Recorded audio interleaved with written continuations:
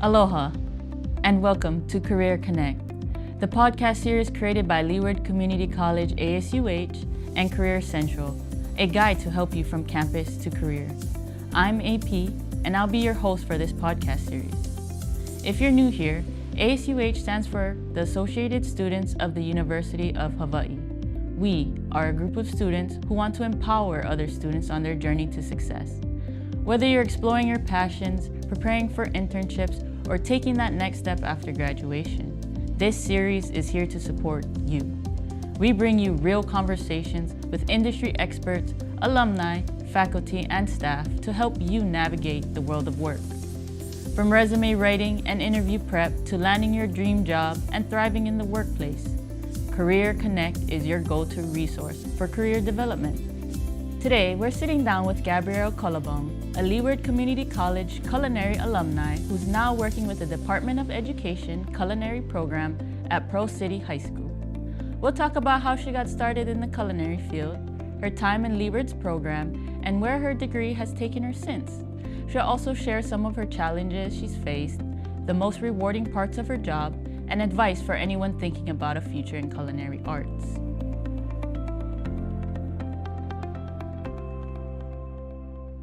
Hi, Gabby. Thank you for taking the time to speak with us. Thank you for inviting me. Can you tell us a little bit about yourself and how you got interested in culinary? Sure. So I graduated from LCC with my associates in culinary arts in 2023.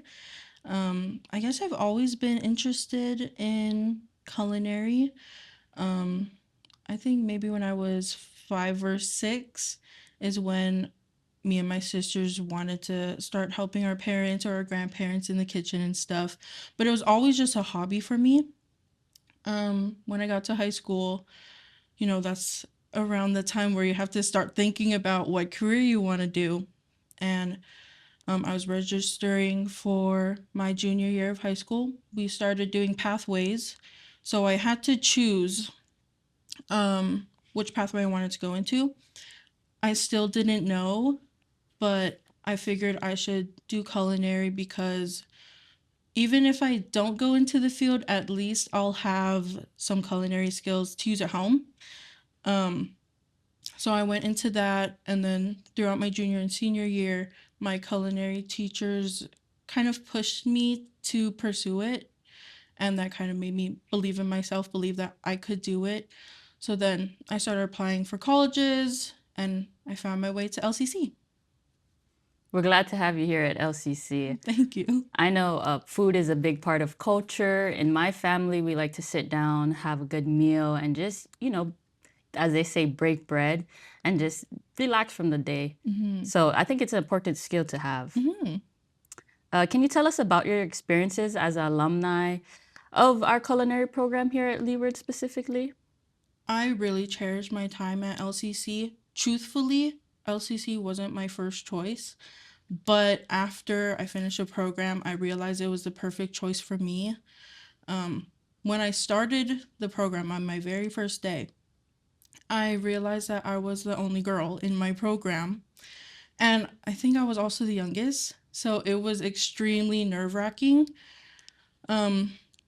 Some context. I have a twin. I have 2 older sisters, so my whole life I've always had someone to kind of lean on when I go into these nerve-wracking situations. But coming to college, I was alone. I didn't know anyone from my high school that applied for the program, so I was extremely scared. And after seeing the situation on my first day, truthfully, I was kind of thinking about dropping out because I was just so scared. But I decided to stay, and I'm really glad because I got to meet a lot of people. I got to learn from the amazing chef instructors that we have here. I got to work with some great chefs that are already in the field, like Roy Yamaguchi. And it's been really great. I have a lot of experiences and a lot of fun memories here.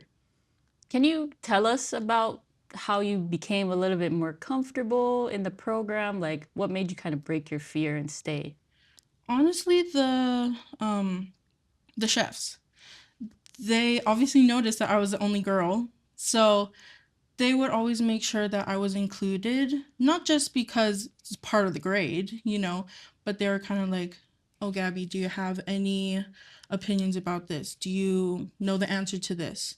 And that really helped me, and it helped my classmates too to see my personality. I see. So after not getting your first choice and kind of being stuck with your second choice, you kind of was forced to overcome a fear that, you weren't ready to face, but I'm glad that you stayed. hmm What advice do you have for students that may be interested in culinary? I think just go for it because, like I said before, um, culinary is a skill that you should have anyway because everyone's got to eat. Right, right. And also, this industry, you'll always be able to find a job. There's restaurants everywhere. And it's not just restaurants that'll hire cooks, there's schools, a teacher or even in the cafeteria.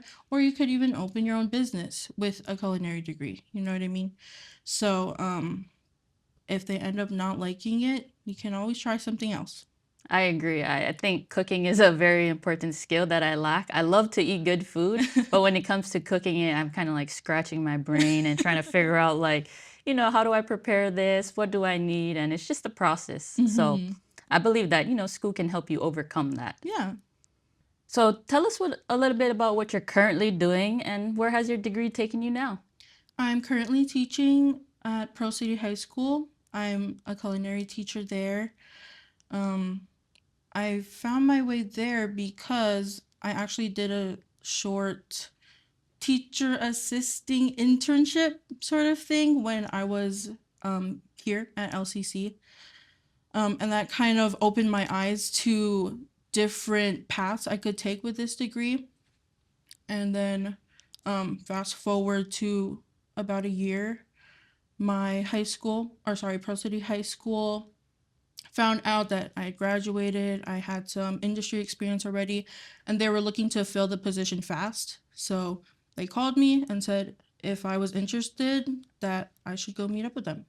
It's really weird because the immediate teachers that I work with are my old teachers. So it was kind of hard for me to get over calling them by their first name or even just having a regular conversation with them. It was weird for me because I just saw them as teachers. But over time, they really made me feel comfortable. They're very helpful. They answer all my questions. They're very patient. So I think that the people there is what really makes it. Yeah, I don't know what it is about, a authority figure or just like a teacher. At first, you're like afraid to talk to them. You don't think they're real people. You're kind of just starstruck all the time. So it's interesting that you were able to, build a new relationship with your teachers because they do have the knowledge that you need to succeed. What is the most rewarding part of your job? I'll start off by saying that there are a lot of ups and downs. When I tell people that I'm working at a high school, they're like, "Oh, high school kids, like good luck." But um there's, a handful of kids that really make the job good for me. It makes me want to stay. Cuz even though there's kids that will talk over you while you're doing your lecture or something, there are some of my kids that will come to me during recess or even before class starts and say, Chef Gabby, I need to talk to you about something. Something's on my mind. I need to let it out.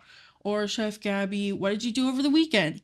They just want to talk story. Or sometimes they'll say, Chef Gabby, I really need a hug. Can I please have a hug?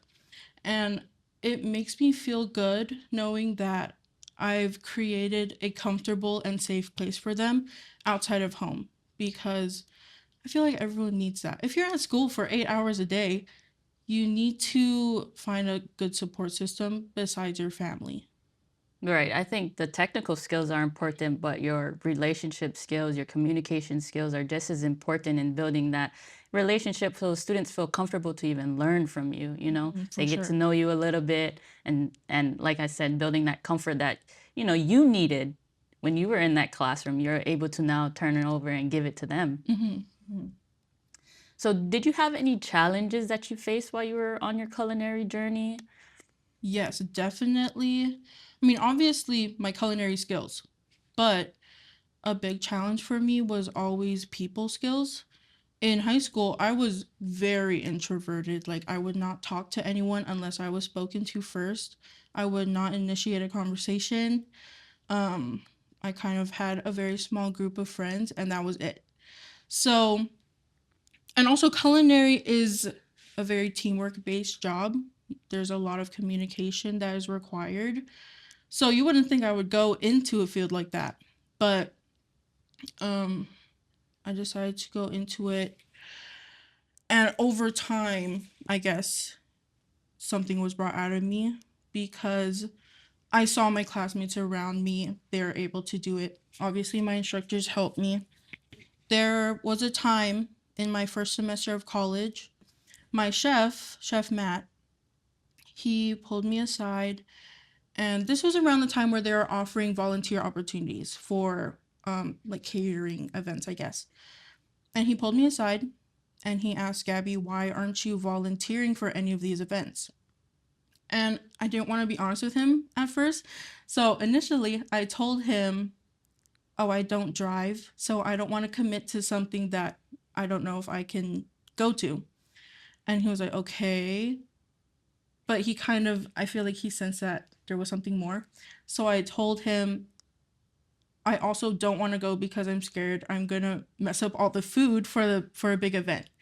And he looked at me and he was like, you have anxiety. I see your skill. You'll be fine. Just try it out. That was like the gist of it. So that night I told him that I would do the event. I got comfortable. And then for the rest of my time in the program, I volunteered for every single event. You know, so seeing that someone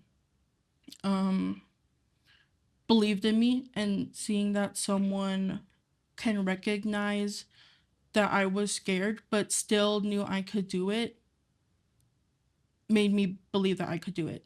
So I guess that was a challenge.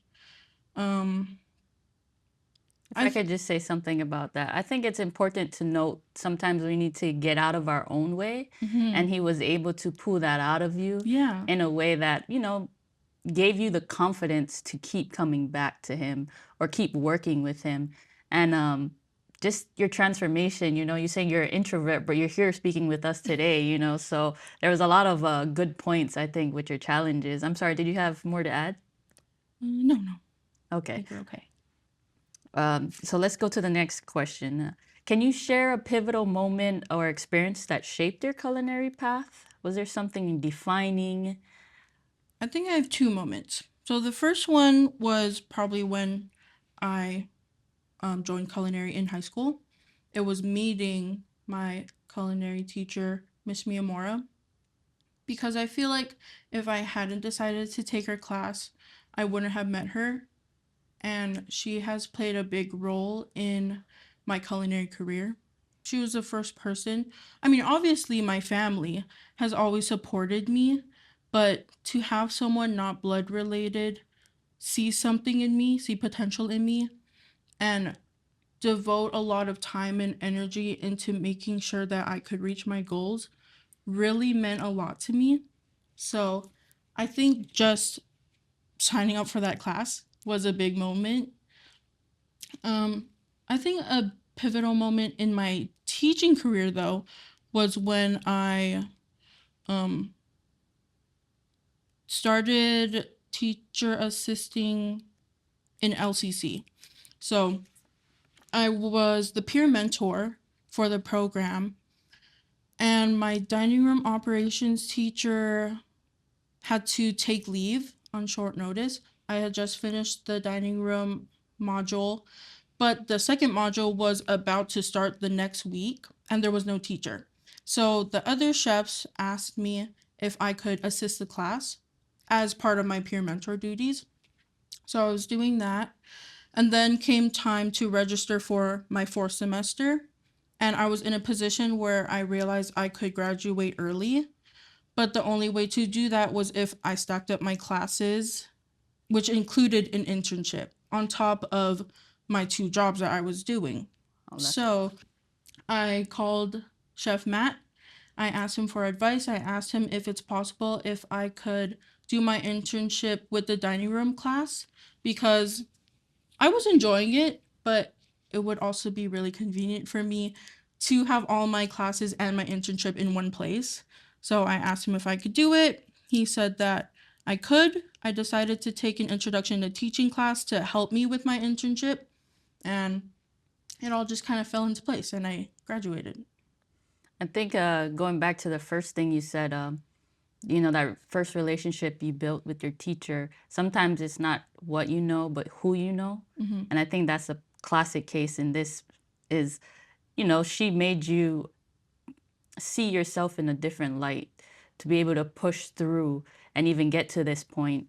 And then on the second note of, you having that relationship with Matt to kind of position yourself in a way that, LCC kind of provided everything you needed at that time so that you could step forward into your journey. Mm-hmm. So I'm super stoked that LCC was able to help you in that way. Mm-hmm. Do you have any advice for our listeners today that maybe could help them in their future journey? My advice is to step out of your mind. That is my favorite quote, and I have to constantly remind myself to step out of my mind. I feel like I missed out on a lot of moments that could have been really great, a lot of great memories, because I was so stuck in my mind. But I feel like to live a meaningful life, you need to take risks. You need to go take that flight, go apply to that college, go talk to that person, because are you really gonna miss out on a great experience just on the off chance that you're gonna embarrass yourself? Because chances are, if you do embarrass yourself, no one's gonna remember in 10 minutes. And the only person that's gonna remember is you. But chances are you're gonna forget tomorrow. So you should just step out of your mind and live a fulfilling life. I agree with that advice. I think sometimes for me, I think I shouldn't turn this paper in. It's not, this perfect or whatever, but people need to see what you have to develop you, So if you're not even putting yourself out there and willing to take the punches in a sense, you'll never know because in your own head, you're assessing yourself as, I can't do this or I can't do that. Yes, for So that's sure. really great advice. So thank you for your time today. And thank you for tuning in to Career Connect. We hope today's conversation gave you something to think about as you navigate your own path. If you like this episode, be sure to subscribe, share it, and stay connected for more. From all of us at Leeward Community College, ASUH, and Career Central, keep learning, keep growing, and we'll see you next time. Mahalo!